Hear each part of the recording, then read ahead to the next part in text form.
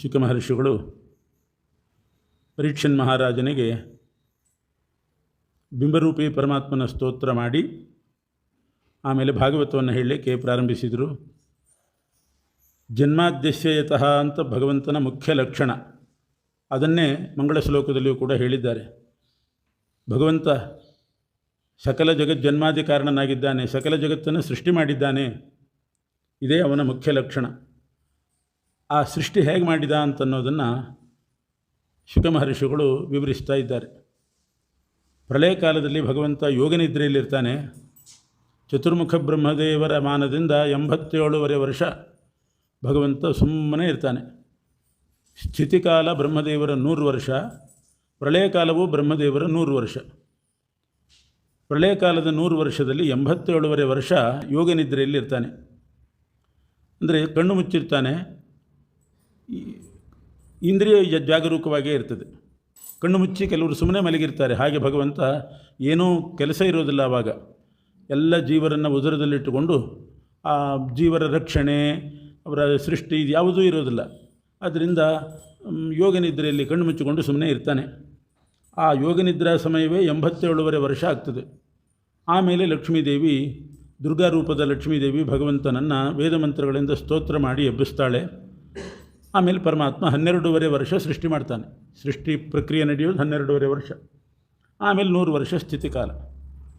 ಭಗವಂತ ಮೊಟ್ಟ ಮೊದಲು ಸೃಷ್ಟಿ ಮಾಡಿದ್ದು 24 ತತ್ವಗಳನ್ನು. ಸಸರ್ಜ ಭಗವಾನಾದೌ ತ್ರೀನ್ ಗುಣಾನ್ ಪ್ರಕೃತೆ ಪರಃ ಅಂತ ಮಣಿಮಂಜರಿಯಲ್ಲಿ ತುಂಬ ಚೆನ್ನಾಗಿ ಸಂಗ್ರಹ ಮಾಡಿ ಹೇಳಿದ್ದಾರೆ. ಮೊದಲು ಭಗವಂತ ಸೃಷ್ಟಿ ಮಾಡಿದ್ದು ಅವ್ಯಕ್ತ ತತ್ವ. 24 ತತ್ವಗಳನ್ನು ಸೃಷ್ಟಿ ಮಾಡಿದೆ. ಅದರಲ್ಲಿ ಮೊದಲನೇ ತತ್ವನೇ ಅವ್ಯಕ್ತ ತತ್ವ, ಕೊನೆ ತತ್ವ ಪೃಥ್ವಿ ತತ್ವ. ಅವ್ಯಕ್ತ ತತ್ವದಿಂದ ಹಿಡಿದು ಪೃಥ್ವಿ ತತ್ವದ ತನಕ 24 ತತ್ವಗಳನ್ನು ಸೃಷ್ಟಿ ಮಾಡಿದ. ಈ ತತ್ವಗಳೇ ಮುಂದೆ ಬ್ರಹ್ಮಾಂಡಕ್ಕೆ, ಪಿಂಡಾಂಡಕ್ಕೆ ಎಲ್ಲದಕ್ಕೂ ಮೂಲಭೂತವಾದ್ದು. ಅವ್ಯಕ್ತ ತತ್ವ ಅಂದ್ರೇನು? 3 ಗುಣಗಳಿಗೆ ಅವ್ಯಕ್ತ ತತ್ವ ಅಂತ ಹೆಸರು. ಸತ್ವಗುಣ, ರಜೋಗುಣ, ತಮೋಗುಣ. ಅದನ್ನು ಭಗವಂತ ಮೊದಲು ಸೃಷ್ಟಿ ಮಾಡ್ತಾನೆ, ಸತ್ವರಜಸ್ತಮೋ ಗುಣಗಳನ್ನು. ಆಮೇಲೆ ಮಹತ್ತತ್ವ ಸೃಷ್ಟಿ ಮಾಡಿದ. ಅವ್ಯಕ್ತ ತತ್ವ, ಮಹತ್ತತ್ವ, ಮಹತ್ತತ್ವದಿಂದ ಅಹಂಕಾರ ತತ್ವ, ಆಮೇಲೆ ಮನಸ್ತತ್ವ, ಪಂಚ ಜ್ಞಾನೇಂದ್ರಿಯಗಳು, ಪಂಚ ಕರ್ಮೇಂದ್ರಿಯಗಳು, ಪಂಚಭೂತಗಳು, ಇವೆಲ್ಲ ಸೃಷ್ಟಿ ಮಾಡಿ 24 ತತ್ವಗಳಾಯಿತು. ಅದರಿಂದ ಬ್ರಹ್ಮಾಂಡವನ್ನು ಮಾಡ್ತಾನೆ. 24 ತತ್ವಗಳಿಂದಲೇ ಬ್ರಹ್ಮಾಂಡ ಸೃಷ್ಟಿ. ತತ್ವ ಅಂದರೆ ಈ ಬ್ರಹ್ಮಾಂಡ ಸೃಷ್ಟಿಗೆ ಮೂಲಭೂತವಾದಂಥ ವಸ್ತುಗಳು ಅಷ್ಟೆ. ಬ್ರಹ್ಮಾಂಡ ಸೃಷ್ಟಿಗೆ, ನಮ್ಮ ಪಿಂಡಾಂಡ ಸೃಷ್ಟಿಗೆ, ದೇಹಕ್ಕೂ ಕೂಡ ಬೇಕು.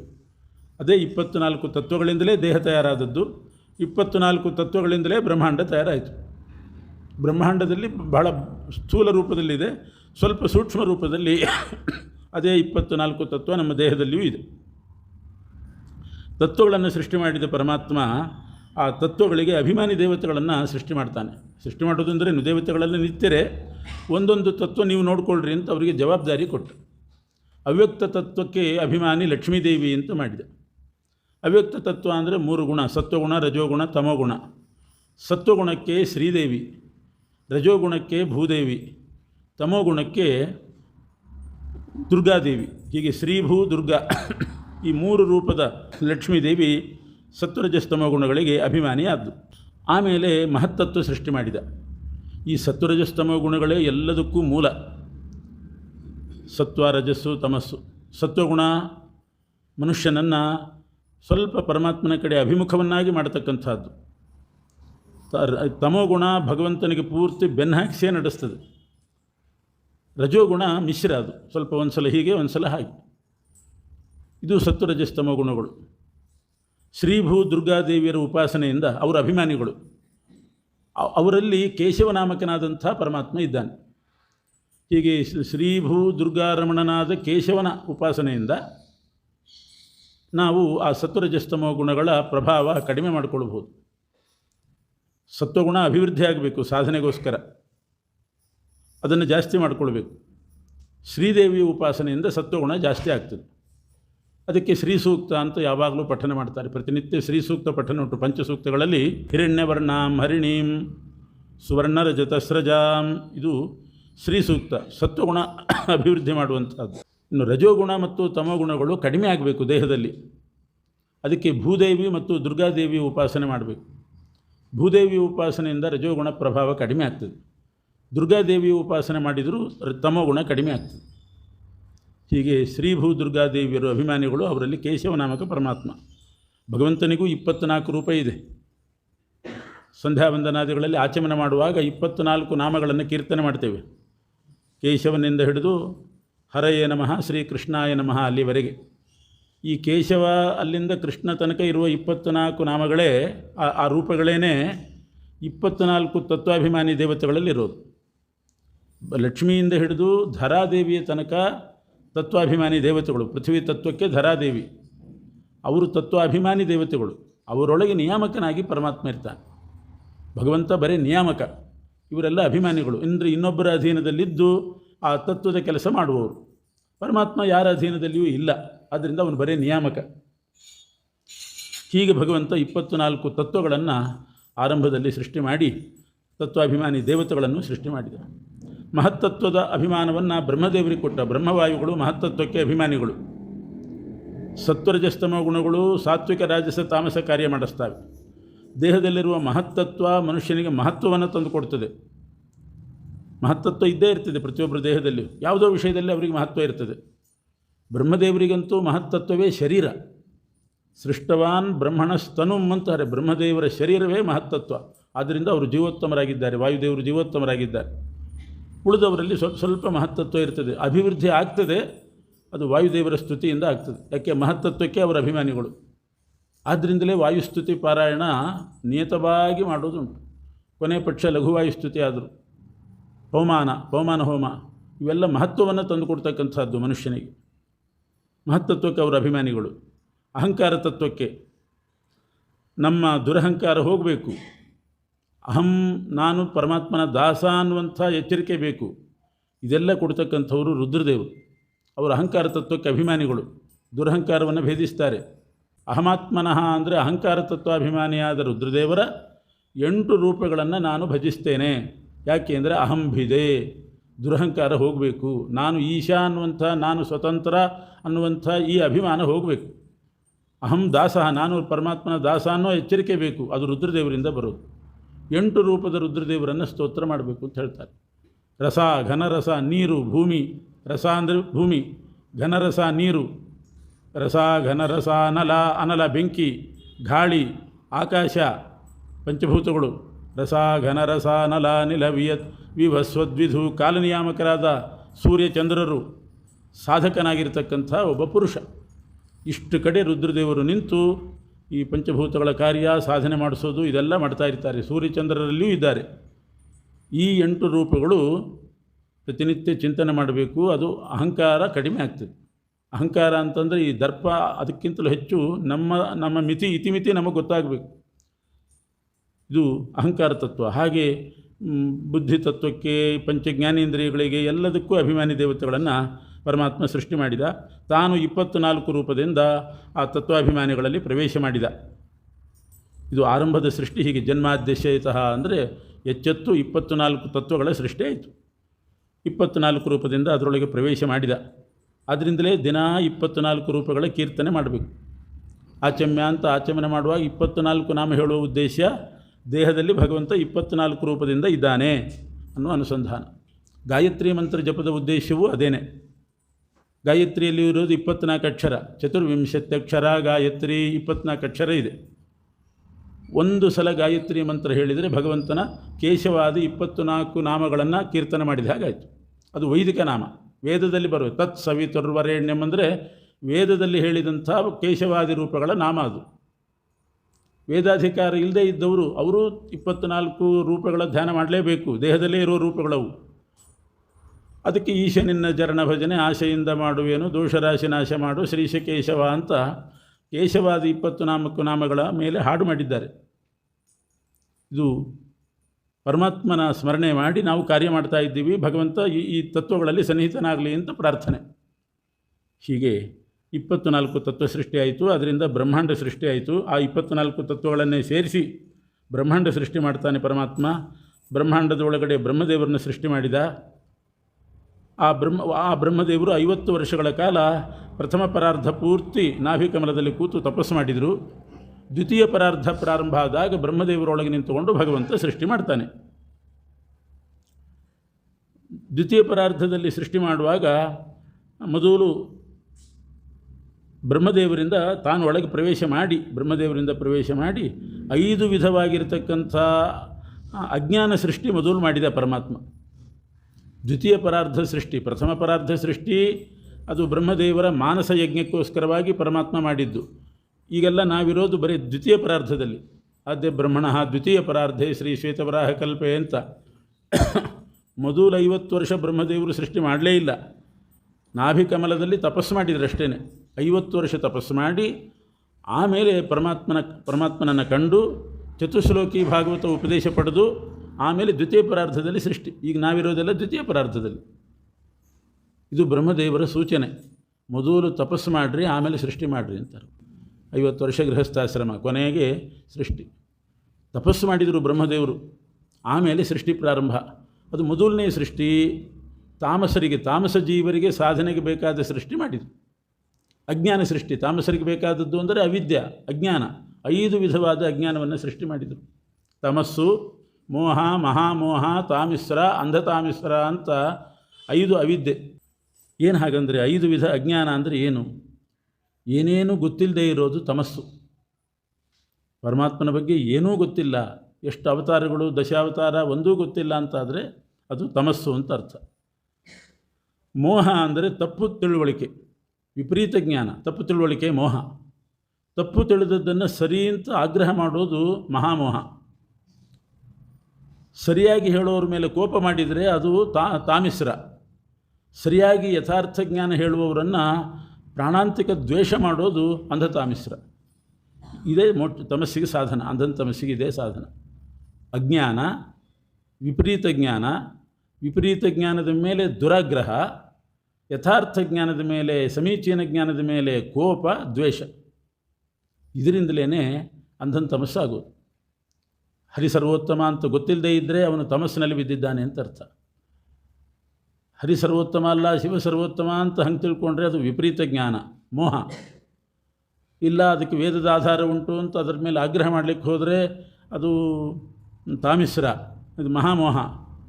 ತಾಮಿಸ್ರ ಅಂತಂದರೆ ಹರಿಸರ್ವೋತ್ತಮತ್ವವಾದಿಗಳನ್ನು ಅವರ ಮೇಲೆ ಕೋಪ ಮಾಡಿದರೆ ಅದು ಇದು ತಾಮಿಸ್ರ.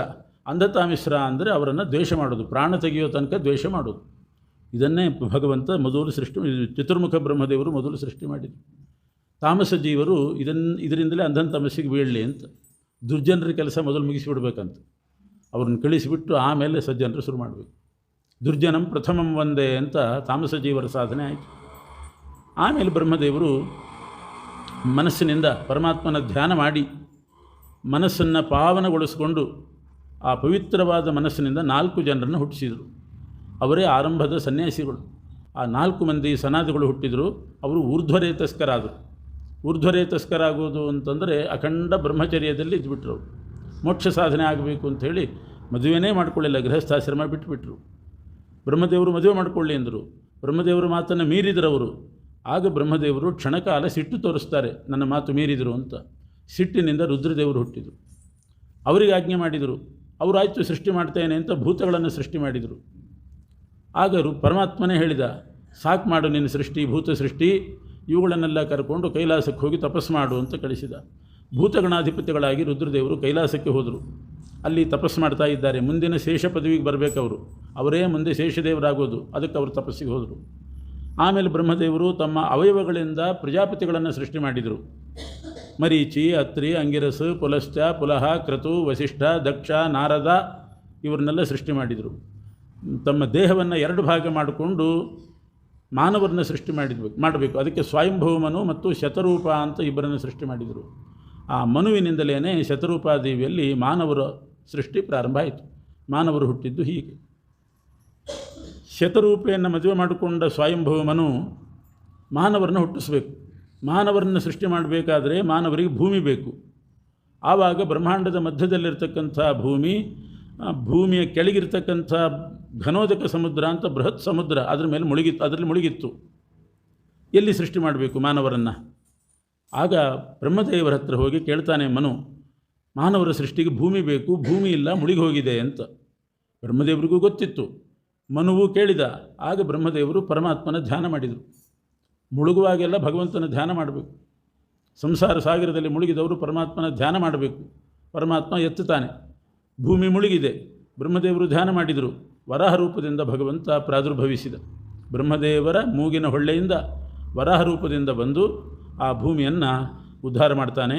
ಅದು ಬಿಳಿ ಬಣ್ಣದ ವರಾಹ, ಶ್ವೇತವರಾಹ ಅಂತ. ಮೊಟ್ಟ ಮೊದಲು ಭಗವಂತನ ಅವತಾರ ಆದದ್ದು ಈ ವರಾಹ ಅವತಾರ, ಭೂಮಿ ಎತ್ತಲಿಕ್ಕೆ. ಆಮೇಲೆ ಭೂಮಿಯಲ್ಲಿ ಮಾನವರು ಹುಟ್ಟಿದರು. ಆ ಮಾನವರನ್ನು ಸಂರಕ್ಷಣೆ ಮಾಡಲಿಕ್ಕೆ ಅನೇಕ ಅವತಾರಗಳನ್ನು ಲೀಲೆಗೋಸ್ಕರ ತಾಳಿದ. ಒಂದು ರೂಪದಿಂದ ಮಾಡಬಹುದಿತ್ತು, ಲೀಲಾರ್ಥವಾಗಿ ಅನೇಕ ರೂಪಗಳನ್ನು ತಾಳಿದ. ಮೊದಲಂತೂ ಭೂಮಿ ಎತ್ತರಕ್ಕೆ ತಾಳಿದ್ದು ವರಾಹ ಅವತಾರ. ಆದ್ದರಿಂದ ಈ ದಿವಸಕ್ಕೆ ಶ್ವೇತವರಾಹ ಕಲ್ಪ ಅಂತ ಹೆಸರು ಬಂತು. ಈ ಶ್ವೇತವರಾಹ ಕಲ್ಪ, ಈ ಶ್ವೇತವರಾಹನ ವೃತ್ತಾಂತ ಹೇಳುವಾಗ, ವೃತ್ತಾಂತ ಅಂದರೆ ಇಷ್ಟೇ: ಭೂಮಿ ಮುಳುಗಿತ್ತು, ಶ್ವೇತವರಾಹನಾಗಿ ಬ್ರಹ್ಮ ಬಂದ. ಎಲ್ಲರೂ ಕೂಡ ಸ್ತೋತ್ರ ಮಾಡಿದರು ವರಾಹರೂಪಿ ಪರಮಾತ್ಮನನ್ನು. ಮೊದಲೇ ಹುಟ್ಟಿದ್ರಲ್ಲ ಮರೀಚಿ, ಅತ್ರಿ, ಅಂಗಿರಸು, ಪುಲಸ್ತ್ಯ ಇವರೆಲ್ಲ. ಆ ವರಾಹದೇವರ ಒಂದೊಂದು ರೋಮಕೂಪದಲ್ಲಿ ಯಜ್ಞಗಳು ತುಂಬಿದ್ವಂತೆ. ಯಜ್ಞಗಳು. ಆ ವರಾಹದೇವರೇ ನೀರಿಗೆ ಮುಳುಗಿ ಭೂಮಿಯನ್ನು ಮೇಲಕ್ಕೆ ಎತ್ತಿಟ್ಟರು. ಮೈಯೆಲ್ಲ ಒಂದು ಸಲ ಝಾಡಿಸಿದ್ರಂತೆ, ರೋಮಗಳೆಲ್ಲ ಉದುರಿ ಬಿದ್ದು ಅದೇ ದರ್ಭೆಯಾಗಿ ಬೆಳೀತಂತೆ. ಯಜ್ಞಕ್ಕೆ ಏನೇನು ಬೇಕೋ ಎಲ್ಲ ಸೃಷ್ಟಿ ಮಾಡಿದ್ದು ಆ ವರಾಹದೇವರು. ಅವರ ದೇಹದ ರೋಮದಿಂದಲೇ ದರ್ಭೆಗಳಾಯಿತು. ಯಜ್ಞಗಳನ್ನು ಸೃಷ್ಟಿ ಮಾಡಿದರು. ಯಜ್ಞದ ಪಾತ್ರೆಗಳು, ಸುರುಕು, ಸುರುವ, ಚಮಸ, ಇಂಥ ಪಾತ್ರೆಗಳು ಬೇಕು, ಎಲ್ಲ ವರಾಹದೇವರೇ ಒದಗಿಸಿಕೊಟ್ರು. ಭೂಮಿ ಎತ್ತೋದ್ರ ಜೊತೆಗೆ ಯಜ್ಞ ಸೃಷ್ಟಿ ಮಾಡಿದರು. ಇನ್ನು ಮುಂದೆ ಭೂಮಿಯಲ್ಲಿ ಹುಟ್ಟುವಂಥ ಮಾನವರು ಯಜ್ಞ ಮಾಡಿಕೊಂಡು ಬದುಕ್ರಿ ಅಂತ ಹೇಳಿದರು. ಯಜ್ಞಗಳ ಜೊತೆಗೆ ಮನುಷ್ಯರ ಸೃಷ್ಟಿ ಆಯಿತು. ಮೊದಲೇ ಯಜ್ಞ ಸೃಷ್ಟಿ ಆಯಿತು, ಆಮೇಲೆ ಮನುಷ್ಯರ ಸೃಷ್ಟಿ ಆಯಿತು. ಅದಕ್ಕೆ ಪರಮಾತ್ಮನನ್ನು ಯಜ್ಞವರಾಹ ಅಂತಲೂ ಕೂಡ ಕರೀತಾರೆ. ಆದಿಯಲ್ಲಿ ಆದ ಅವತಾರ ಆದ್ದರಿಂದ ಆದಿವರಾಹ, ಬಿಳಿ ಬಣ್ಣದ್ದಾದ್ದರಿಂದ ಶ್ವೇತವರಾಹ, ಭೂದೇವಿಯನ್ನು ಉದ್ಧಾರ ಮಾಡಿದ್ದರಿಂದ ಭೂವರಾಹ. ಇನ್ನೊಂದು ವರಾಹ ಅವತಾರವೂ ಇದೆ, ಅದು ನೀಲವರಾಹ. ಅದು ಆದಿಯಲ್ಲಿ ಆದದ್ದಲ್ಲ. ಸೃಷ್ಟಿ ಮಾಡುವಾಗ ಆದಿಯಲ್ಲಿ ಆದದ್ದು ಶ್ವೇತವರಾಹ, ಭೂಮಿ ಎತ್ತಿ ಆಯಿತು. ಆಮೇಲೆ ಬ್ರಹ್ಮದೇವರಿಂದ ಇದು ಸ್ವಯಂಭೂಮನು ಹುಟ್ಟಿದ್ದ. ಸ್ವಯಂಭೂಮನು ಮಾನವರ ಸೃಷ್ಟಿ ಮಾಡಿದ. ಆಮೇಲೆ ಒಂದು ಮನ್ವಂತರ ಪೂರ್ತಿ ಸ್ವಯಂಭೂಮನು ಆಳಿದ. ಅದು ಮುಗೀತು, ಆ ಕಾಲ ಮುಗೀತು. 71 ಮಹಾಯುಗ. ಎರಡನೇ ಮನುವಾಗಿ ಬಂದವನು 71 ಮಹಾಯುಗ ತನಕ ಸ್ವಯಂಭೂಮನುವೇ ಇದ್ದ ಪ್ರಪಂಚ ಆಳಲಿಕ್ಕೆ. ಅವನು ರಿಟೈರ್ ಆದಮೇಲೆ ಬಂದದ್ದು ಸ್ವಾರೋತಿಷ. ಆಮೇಲೆ ಸ್ವಾರೋತಿಷ ಮನ್ವಂತರ ಅಂತ ಅವನ ಕಾಲ ಪ್ರಾರಂಭ ಆಯಿತು. ಅದು 71 ಮಹಾಯುಗ. ಎರಡನೇ ಮನ್ವಂತರ ಮುಗಿತು. ಮೂರನೇ ಮನ್ವಂತರದಲ್ಲಿ ಉತ್ತಮ ಅಂತ ಒಬ್ಬನು ಬಂದ. ಅವನು ಮನುವಾಗಿ ಪ್ರಪಂಚ ಆಳಿದ. 71 ಮಹಾಯುಗ. ಉತ್ತಮ ಮನ್ವಂತರ ಮುಗಿತು. ಹೀಗೆ ಸ್ವಯಂಭುವ, ಸ್ವಾರೋತಿಷ, ಉತ್ತಮ, ಆಮೇಲೆ ತಾಪಸ ಅಂತ ಪರಮಾತ್ಮನೇ ಮನುವಾಗಿ ಬಂದ. ಭಗವಂತನೇ ಮನು ಪದವಿಯಲ್ಲಿ ಕೂತ್ಕೊಂಡು 71 ಮಹಾಯುಗ ಆಳಿದ. ಅದು ತಾಪಸ ಮನ್ವಂತರ, ನಾಲ್ಕನೇದ್ದು. ರೈವತ ಅಂತ ಒಬ್ಬನು ಬಂದ. ಅವನು ಆಳಿದ್ದು 71 ಮಹಾಯುಗ, ಅದು ರೈವತ ಮನ್ವಂತರ. ಆರನೇದ್ದು ಚಾಕ್ಷುಷ ಅಂತ ಒಬ್ಬನು ಬಂದ, ಚಾಕ್ಷುಷ ಮನ್ವಂತರ, ಅದು ಇಷ್ಟೇ ಅವಧಿ. ಏಳನೇದ್ದಾಗಿ ವೈವಸ್ವತ ಮನು ಬಂದ, ಸೂರ್ಯನ ಮಗ, ಶ್ರಾದ್ದದೇವ, ಅವನೇ ವೈವಸ್ವತ ಮನು. ಅವನು 71 ಮಹಾಯುಗ ಆಳಬೇಕು. ಈಗ ನಡೀತಾ ಇರೋದು ವೈವಸ್ವತ ಮನ್ವಂತರ. ಒಂದು ಮನ್ವಂತರ ಅಂದರೆ 71 ಮಹಾಯುಗ. ಒಂದು ಮಹಾಯುಗ ಅಂತಂದರೆ ಕೃತ, ತ್ರೇತ, ದ್ವಾಪರ, ಕಲಿಯುಗ, 4 ಯುಗ ಆದರೆ ಒಂದು ಮಹಾಯುಗ. ಇಂಥ ಮಹಾಯುಗದ ಚಕ್ರ 71 ಸಲ ತಿರುಗಬೇಕು. ಅಂದರೆ ಈಗ 7ನೇ ಮನ್ವಂತರದಲ್ಲಿ 71 ಸಲ ಈ ಮಹಾಯುಗ ಚಕ್ರ ತಿರುಗಿದರೆ ಈ ಮನ್ವಂತರ ಮುಗೀತದೆ. ಈಗ 28ನೇ ರೌಂಡಲ್ಲಿ ಇದ್ದೀವಿ ಅಷ್ಟೇ. 28ನೇ ಕಲಿಯುಗ ನಡೀತಾ ಇದೆ. ಇನ್ನು 71ರ ತನಕ ವೈವಸ್ವತ ಮನ್ವಂತರನೇ. ಈ ವೈವಸ್ವತ ಮನ್ವಂತರದಲ್ಲಿ ಮತ್ತೆ ವರಾಹ ಅವತಾರ ಆಯಿತು. ಮೊದಲಾದದ್ದು ಆರಂಭದಲ್ಲಿ ಅಂದರೆ ಸ್ವಯಂಭವ ಮನು ಅವನ ಆಳ್ವಿಕೆ ಶುರು ಮಾಡುವಾಗ ಆಯಿತು ಆದಿವರಾಹ. ಈಗ ಆದದ್ದು ನೀಲವರಾಹ. 7ನೇ ಮನ್ವಂತರದಲ್ಲಿ ಪರಮಾತ್ಮ ದಶಾವತಾರ ಮಾಡಿದ. 10 ಅವತಾರ ತಾಳಿದ್ದು 7ನೇ ಮನ್ವಂತರದಲ್ಲಿ. ಮೊದಲು ಮತ್ಸ್ಯಾವತಾರ, ಇದೇ ಆರ್ಡ್ರಲ್ಲೇ ಆಗಿರೋದು. ಮತ್ಸ್ಯಾವತಾರ, ಆಮೇಲೆ ಕೂರ್ಮಾವತಾರ ಆಯಿತು, ಆಮೇಲೆ 3ನೇದ್ದು ವರಾಹಾವತಾರ. ಇದು ದಶಾವತಾರದಲ್ಲಿ 7ನೇ ಮನ್ವಂತರದಲ್ಲಿ. ಇದು ಯಾಕೆ ಆಯಿತು ಈ ವರಾಹ? ಇದು ಕಪ್ಪು ಬಣ್ಣದ ಹಂದಿ, ಅದು ಶ್ವೇತವರಾಹ, ಇದು ನೀಲವರಾಹ. ಇದು ಭೂಮಿ ಎತ್ತಲಿಕ್ಕೆ.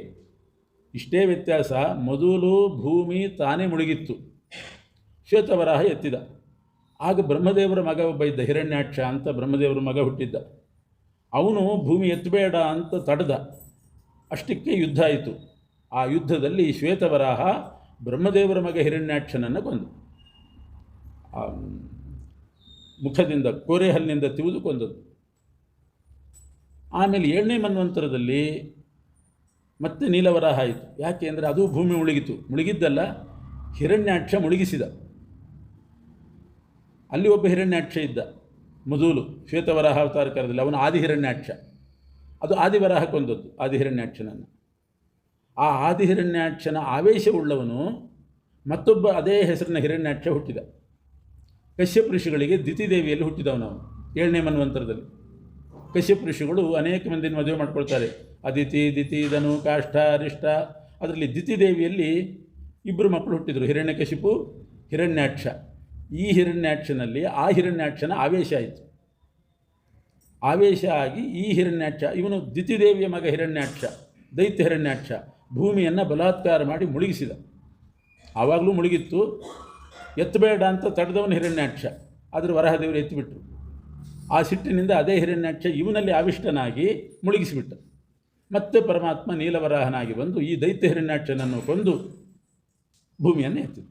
ಮೊದಲನೇ ಸಲ ಕೊಂದದ್ದು ಕೋರೆಹಲ್ಲಿಂದ ತಿವಿದು ಕೊಂದಿದ್ದ ಆದಿಹಿರಣ್ಯಾಕ್ಷನನ್ನು. ದೈತ್ಯ ಹಿರಣ್ಯಾಕ್ಷನನ್ನು ಕರ್ಣಮೂಲ ಕಪಾಳಕ್ಕೆ ಹೊಡೆದು, ಅಂಗೈಯಿಂದ ಕಪಾಳಕ್ಕೆ ಹೊಡೆದು ಸಾಯಿಸಿದ.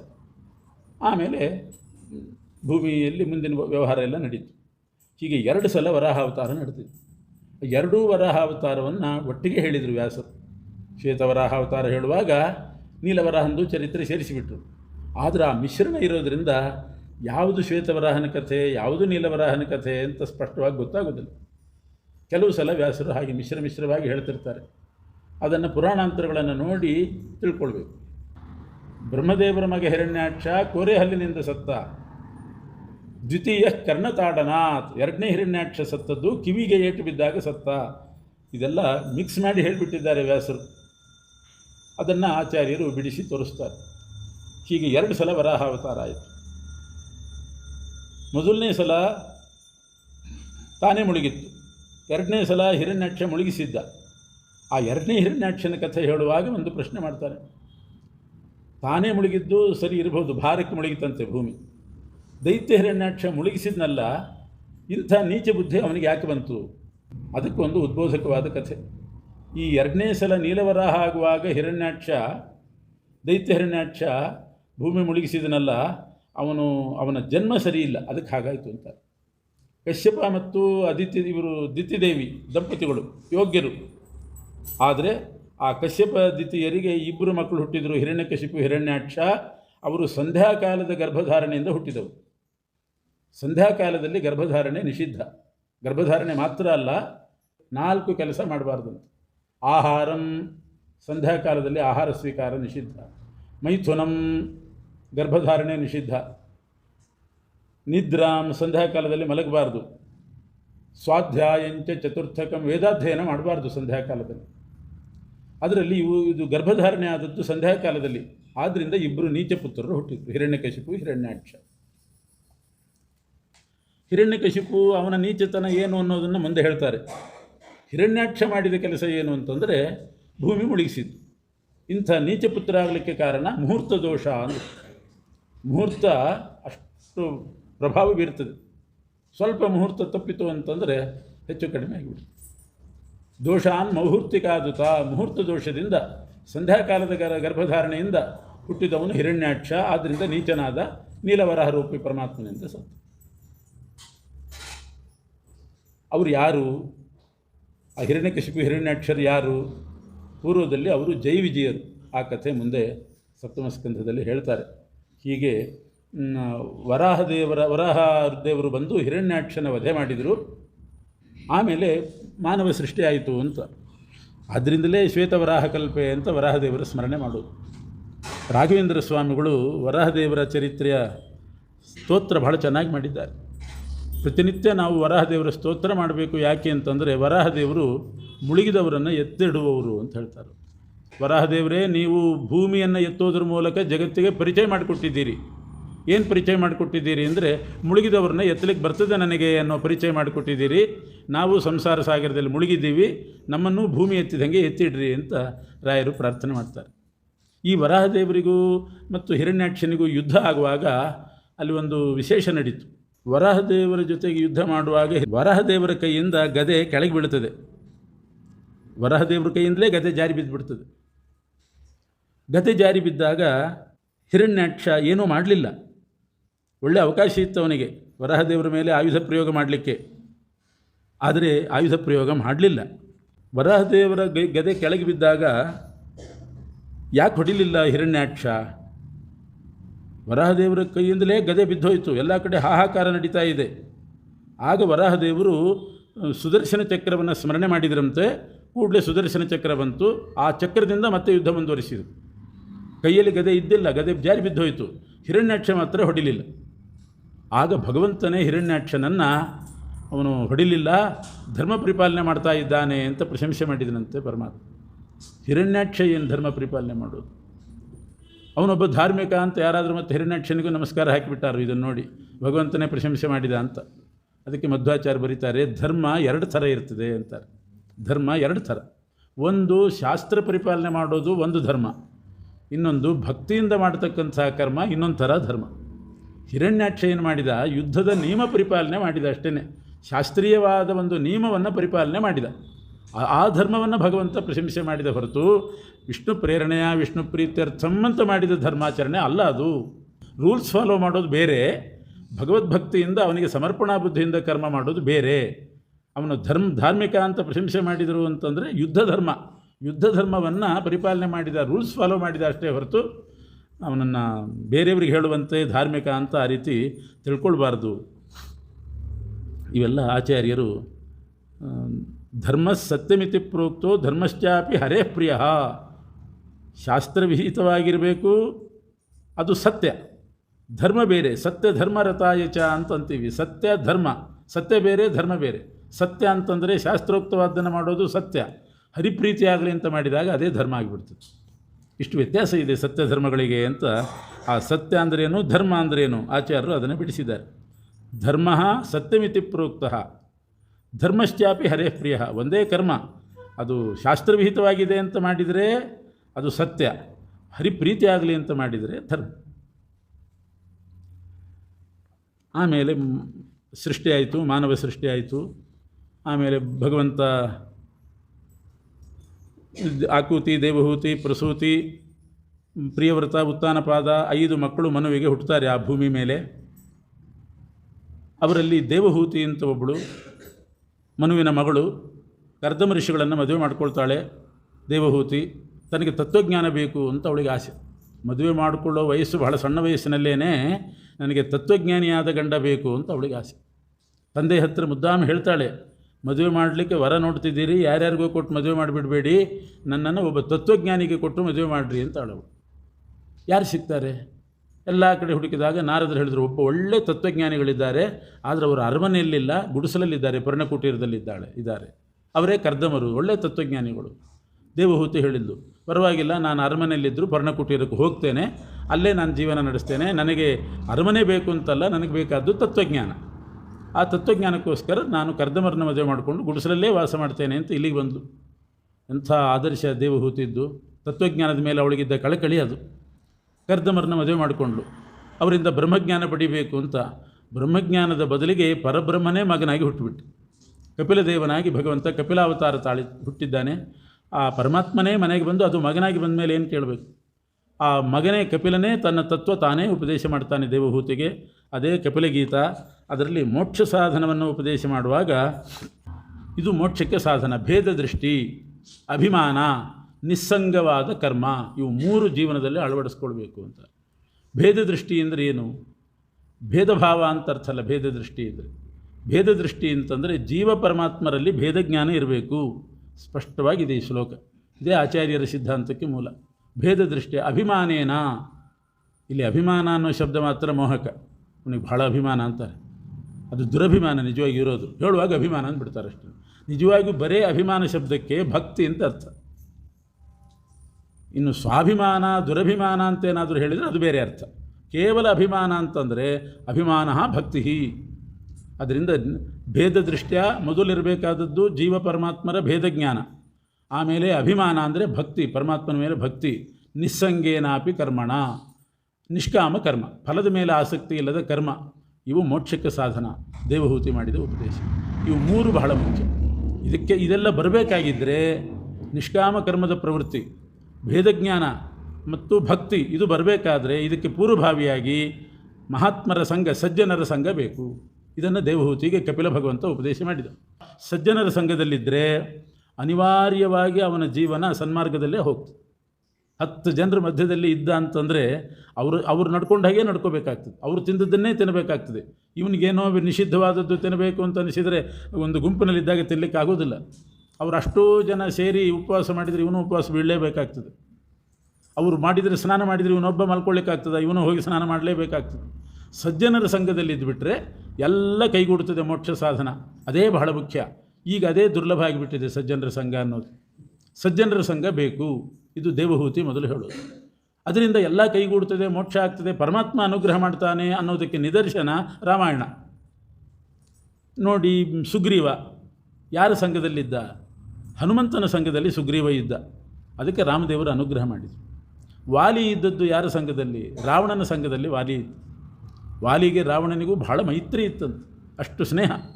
ವಾಲಿಯೇ ಹೇಳ್ತಾನೆ, ರಾಮ ನಿನಗೆ ಸೀತೆ ಬೇಕಾಗಿದ್ದರೆ ನನ್ನ ಹತ್ರ ಬಂದಿದ್ದರೆ ಬಹಳ ಸುಲಭವಾಗಿ ತಂದು ಕೊಡ್ತಿದ್ದೆ. ನನಗೂ ರಾವಣನಿಗೂ ಅಷ್ಟು ಸ್ನೇಹ ಇತ್ತು, ನೀನು ಸುಮ್ಮನೆ ಸುಗ್ರೀವನ ಹತ್ರ ಹೋದಿ, ಅಷ್ಟು ಸುಲಭದಲ್ಲಿ ಸೀತೆ ಸಿಗೋದಿಲ್ಲ.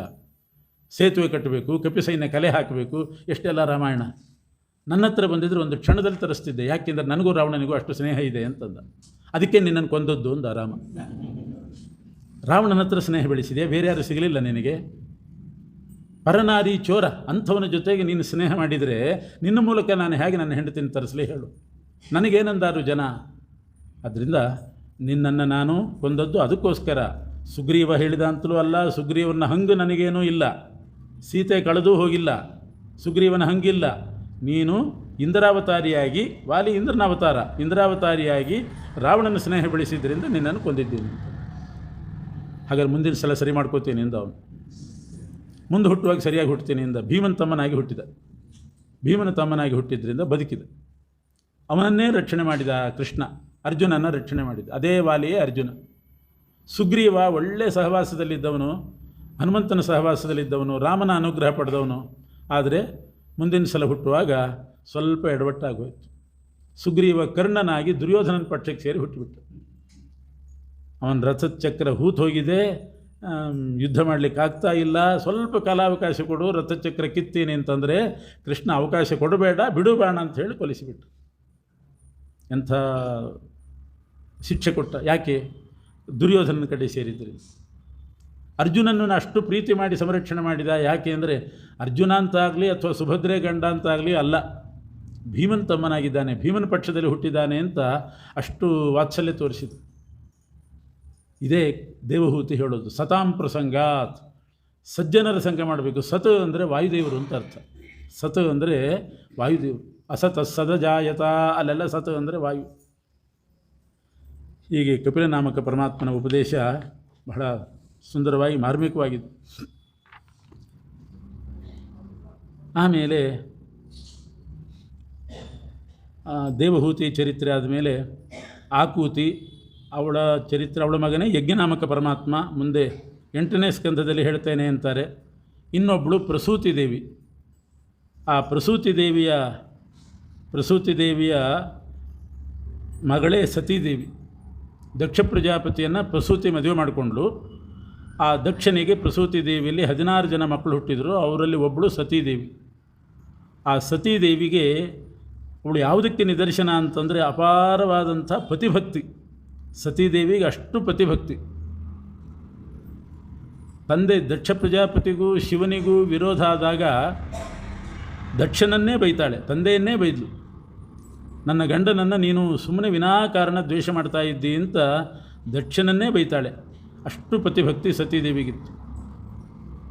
ಆದರೆ ಆ ಪತಿ ದ್ವೇಷಿಯಾಗಿದ್ದ ಇವನು ದಕ್ಷ ಪ್ರಜಾಪತಿ ಅವನ ಮಗಳಾಗಿ ಮುಂದುವರಿಬಾರದು ಅಂತ ಅವಳಿಗೆ. ದಾಕ್ಷಾಯಿಣಿ ಅಂತ ಯಾಕೆ ಆ ಹೆಸರು ಕೇಳಬೇಕು ನಾನು? ಶಿವದ್ವೇಷಿ ಅವನು. ಶಿವದ್ವೇಷಿಯಾಗಿರ್ತಕ್ಕಂಥ ದಕ್ಷನ ಮಗಳು ಅಂತ ಅನಿಸ್ಕೊಳ್ಬಾರ್ದು. ಈ ದೃಷ್ಟಿಯಿಂದ ಸತೀದೇವಿ ದೇಹ ಪರಿತ್ಯಾಗ ಮಾಡಿ ಆಮೇಲೆ ಪಾರ್ವತಿಯಾಗಿ ಹುಟ್ಟುತ್ತಾಳೆ. ಸತೀ ದೇಹ ಬಿಟ್ಲು. ಅದು ಎಷ್ಟು ಛಲ ಇತ್ತು ಅವಳಿಗೆ ಅಂತಂದರೆ, ನನ್ನ ಗಂಡ ರುದ್ರದೇವರನ್ನು ದಕ್ಷ ದ್ವೇಷ ಮಾಡ್ತಿದ್ದಾನಲ್ಲ, ಅದರಿಂದ ದಕ್ಷನ ಮಗಳಾಗಿ ಮುಂದುವರಿಬಾರ್ದು, ಈ ಅವನಿಂದ ಬಂದ ದೇಹ ಬಿಡಬೇಕು, ಮತ್ತೊಂದು ಹೊಟ್ಟೆಯಲ್ಲಿ ಹುಟ್ಟಬೇಕು, ಮತ್ತೆ ರುದ್ರನನ್ನೇ ಮದುವೆ ಮಾಡ್ಕೋಬೇಕು. ಅಷ್ಟು ಭಕ್ತಿ. ಮುಂದಿನ ಜನ್ಮದಲ್ಲಿಯೂ ಶಿವನೇ ಗಂಡ ಆಗಬೇಕು ಅಂತ. ಸತೀದೇವಿ ಹಾಗಲ್ಲ, ಮುಂದಿನ ಜನ್ಮಕ್ಕೂ ನನಗೆ ಶಿವನೇ ಗಂಡ ಆಗಬೇಕು. ಅಂತ ಹೇಳಿ ಪಾರ್ವತಿಯಾಗಿ ಹುಟ್ಟಿ ತಪಸ್ಸು ಮಾಡಿ ಮತ್ತೆ ಶಿವನನ್ನೇ ಮದುವೆ ಮಾಡಿಕೊಂಡವಳು. ಅಂಥ ಪತಿಭಕ್ತಿಗೆ ನಿದರ್ಶನ ಸತೀದೇವಿ. ಅವರಿಬ್ಬರ ಜಗಳದಲ್ಲಿ ದಕ್ಷ ಪ್ರಜಾಪತಿ ಒಂದು ಯಾಗ ಮಾಡ್ತಾ ಇರ್ತಾನೆ. ಅದಕ್ಕೆ ಶಿವನನ್ನು ಕರೆದಿದ್ದಿಲ್ಲ. ಶಿವನನ್ನು ಕರೀದೇ ಇದ್ದಾಗ ಬ್ರಹ್ಮನೂ ಬರಲಿಲ್ಲ, ವಿಷ್ಣುವೂ ಬರಲಿಲ್ಲ. ಅವರಿಬ್ಬರಿಗೆ ಆಮಂತ್ರಣ ಇತ್ತು. ದಕ್ಷ ಮಾಡುವ ಯಾಗದಲ್ಲಿ ಬ್ರಹ್ಮದೇವರಿಗೆ ಆಮಂತ್ರಣ ಇತ್ತು, ವಿಷ್ಣುವಿಗೂ ಇತ್ತು. ಆದರೆ ಶಿವನಿಗೆ ಆಮಂತ್ರಣ ಕೊಟ್ಟಿದ್ದಿಲ್ಲ ಅವನು. ದಕ್ಷ ಶಿವನನ್ನು ದ್ವೇಷ ಮಾಡ್ತಿದ್ದೆ, ಯಾಕೆಂದರೆ ತನಗೆ ನಮಸ್ಕಾರ ಮಾಡಿದ್ದಿಲ್ಲ ಅಂತ ಅಷ್ಟೇ. ಅದಕ್ಕೆ ಆಮಂತ್ರಣ ಕೊಟ್ಟಿದ್ದಿಲ್ಲ. ಎಷ್ಟು ಐಕಮತ್ಯ ಆ ಮೂರು ದೇವತೆಗಳಲ್ಲಿ ಅಂತಂದರೆ, ಶಿವನಿಗೆ ಆಮಂತ್ರಣ ಇಲ್ಲ, ಶಿವ ಹೋಗೋದಿಲ್ಲ ಅಂತ ಗೊತ್ತಾದ ಮೇಲೆ ವಿಷ್ಣುವೂ ಹೋಗಲಿಲ್ಲಂತೆ ಯಜ್ಞಕ್ಕೆ, ಚತುರ್ಮುಖ ಬ್ರಹ್ಮದೇವರು ಹೋಗಲಿಲ್ಲಂತೆ. ಆಮಂತ್ರಣ ಇತ್ತು ಆದರೂ ಹೋಗಲಿಲ್ಲ. ಯಾಕೆಂದರೆ ಶಿವನಿಗೆ ಆಮಂತ್ರಣ ಕೊಟ್ಟಿಲ್ಲ, ನಾವು ಹೋಗೋದು ಬೇಡ. ನಮ್ಮವರಿಗೆ ಒಬ್ಬರಿಗೆ ಆಮಂತ್ರಣ ಕೊಟ್ಟಿಲ್ಲ, ಹಾಗಾದ್ರೆ ನಾವು ಬರೋದಿಲ್ಲ. ಶಿವನಿಗೂ ನೀನು ಮಾನ್ಯತೆ ಮಾಡು. ಈ ಮೂರು ದೇವತೆಗಳಲ್ಲಿ ಇಷ್ಟು ಐಕಮತ್ಯ, ಏನೂ ಅಭಿಪ್ರಾಯ ಭೇದ ಇಲ್ಲ. ಅಭಿಪ್ರಾಯ ಭೇದ ಇಲ್ಲ. ಏಕಭಾವಾನ ಅಂದರೆ ಒಂದೇ ಅಭಿಪ್ರಾಯ.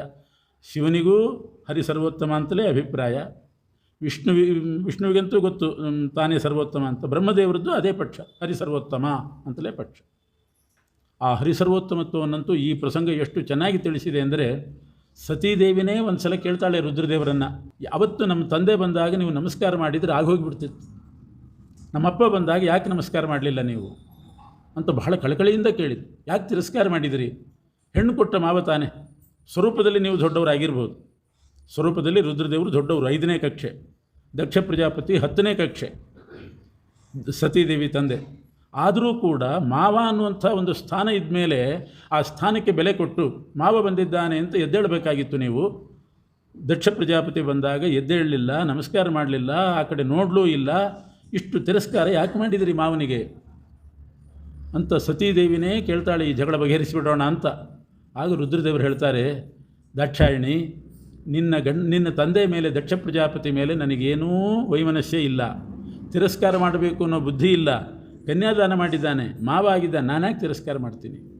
ಆದರೆ ದಕ್ಷ ಪ್ರಜಾಪತಿ ಬಂದಾಗ ನಾನು ಎದ್ದೇಳಲಿಲ್ಲ, ಹೌದು. ನಮಸ್ಕಾರ ಮಾಡಲಿಲ್ಲ, ಗೌರವ ತೋರಿಸಲಿಲ್ಲ, ಹೌದು. ಯಾಕೆ ಅಂತ ನೀನು ವಿಚಾರಿಸು. ಯಾಕೆ? ನಾನು ಎದ್ದೇಳುವ ಸ್ಥಿತಿಯಲ್ಲಿ ಇರಲಿಲ್ಲ ನಾನು ಅಂತ. ಎದ್ದೇಳುವ ಸ್ಥಿತಿಯಲ್ಲಿ ಇರಲಿಲ್ಲ. ಯಾಕೆಂದರೆ ಮೈ ಮೇಲೆ ಎಚ್ಚರಿಕೆ ಇದ್ದಿಲ್ಲ ನನಗೆ ಅಂತಾರೆ ರುದ್ರದೇವರು.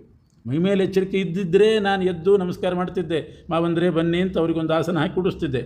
ಆದರೆ ನಮ್ಮ ಮಾವ ಬಂದಾಗ ನನಗೆ ಮೈ ಮೇಲೆ ಎಚ್ಚರಿಕೆ ಇದ್ದಿಲ್ಲ. ಯಜ್ಞ ಮಂಟಪದಲ್ಲಿ ನಾನು ಕೂತಾಗ ನನ್ನ ಎದುರುಗಡೆ ಬ್ರಹ್ಮದೇವರಿದ್ದರು. ಆ ಬ್ರಹ್ಮಾಧಿಷ್ಠಾನದಲ್ಲಿ ನಾನು ಪರಮಾತ್ಮನನ್ನು, ವಿಷ್ಣುವನ್ನು ಮೈಮರೆತು ಧ್ಯಾನ ಮಾಡ್ತಾ ಇದ್ದೆ. ದಕ್ಷ ಪ್ರಜಾಪತಿ ಬಂದದ್ದು ಗೊತ್ತೇ ಆಗಿಲ್ಲ ನನಗೆ. ಆವಾಗ ನಮಸ್ಕಾರ ಮಾಡದೇ ಇದ್ದರೆ ತಪ್ಪ? ಗೊತ್ತಿದ್ದು ನಮಸ್ಕಾರ ಮಾಡಲಿಲ್ಲ ಅಂತಂದರೆ ಸರಿ. ಇದು ದಕ್ಷ ಪ್ರಜಾಪತಿದ್ದೇ ತಪ್ಪು. ಒಂದು ಮಾತು ಕೇಳ್ಬೋದಾಗಿತ್ತು ದಕ್ಷ. ಅದು ಬಿಟ್ಬಿಟ್ಟು ನನಗೆ ನಾ ಬಂದಾಗ ಎದ್ದೇಳಲಿಲ್ಲ ಅಂತ ಸಿಟ್ಟಾದರೆ ಹೇಳೋ ಸ್ಥಿತಿ ಇರೋದಿಲ್ಲ. ಶುದ್ಧ ಅಂತಃಕರಣ ಬ್ರಹ್ಮದೇವರದ್ದು. ಶುದ್ಧ ಅಂತಃಕರಣ ಪರಮಾತ್ಮನ ಪೂರ್ಣ ಸನ್ನಿಧಾನ. ಎಲ್ಲಿ ಅಂತಃಕರಣ ಶುದ್ಧಿ ಇರ್ತದೋ ಅಲ್ಲಿ ಪರಮಾತ್ಮ ಇರ್ತಾನೆ. ಕಾಮದ್ವೇಷಾದಿ ಕಸ ತುಂಬಿದ ಜಾಗದಲ್ಲಿ ಪರಮಾತ್ಮ ಇರ್ತಾನೇನು? ಇರೋದಿಲ್ಲ. ಅಂತಃಕರಣ ಶುದ್ಧಿ ಇರಬೇಕು, ನಿರ್ಮಲ ಹೃದಯ ಇರಬೇಕು, ಭಗವಂತನ ಸನ್ನಿಧಾನ ಜಾಸ್ತಿ. ಅಂಥವರು ಬ್ರಹ್ಮದೇವರು. ಅಲ್ಲಿ ಪರಮಾತ್ಮ ಇದ್ದ. ಆ ಪರಮಾತ್ಮನನ್ನು ನಾನು ಮೈಮರೆತು ಧ್ಯಾನ ಮಾಡ್ತಾ ಇದ್ದರೆ ಹೇಗೆ ಹೇಳಲಿಕ್ಕೆ ಸಾಧ್ಯ? ನನಗೇನು ತಿರಸ್ಕಾರದ ಬುದ್ಧಿ ಇಲ್ಲ, ಮೈ ಮೇಲೆ ಎಚ್ಚರಿಕೆ ಇದ್ದಿಲ್ಲ. ಇದು ದಾಕ್ಷಾಯಿಣಿಗೆ ರುದ್ರದೇವರು ಹೇಳೋ ಮಾತು. ಇದನ್ನೇ ಮಧ್ವಾಚಾರ್ಯರು ತಾತ್ಪರ್ಯದಲ್ಲಿ ಎತ್ತಿ ತೋರಿಸ್ತಾರೆ.